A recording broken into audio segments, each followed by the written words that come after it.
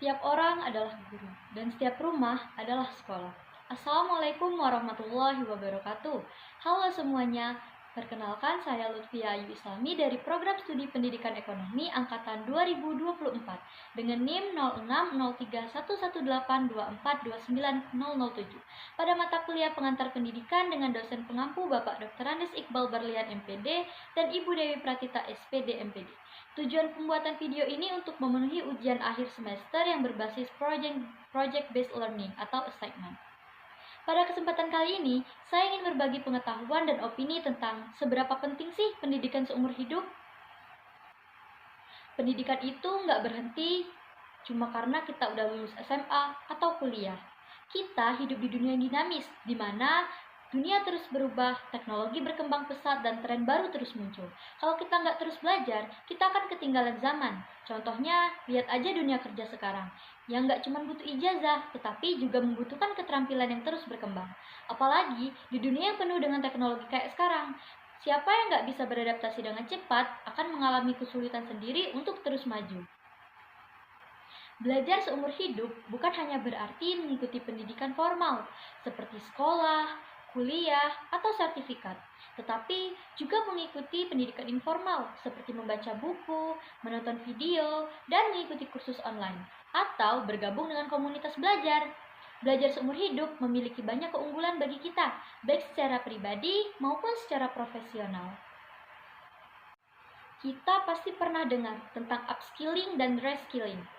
Dua ini adalah konsep di mana orang belajar keterampilan baru atau mengasah keterampilan lama mereka supaya bisa tetap relevan di dunia pekerjaan dan mendukung proses pekerjaan mereka.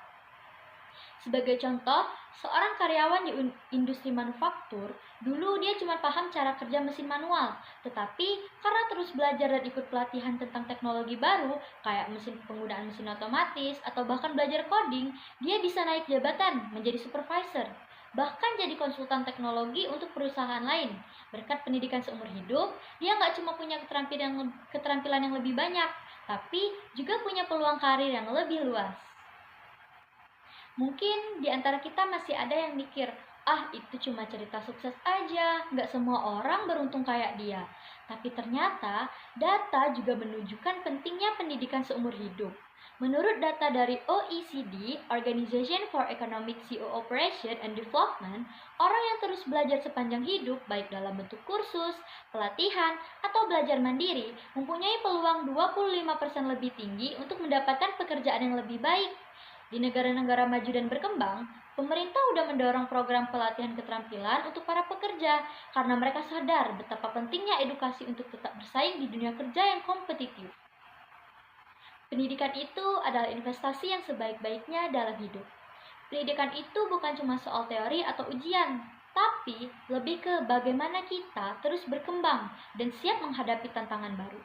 Pendidikan bukan jadi penentu kesuksesan seseorang. Kalau mereka belum mencapai kekayaan materi yang besar, setidaknya mereka bisa mewariskan berbagai pengetahuan, pengalaman, dan ilmu hasil lifelong education yang telah mereka lakukan.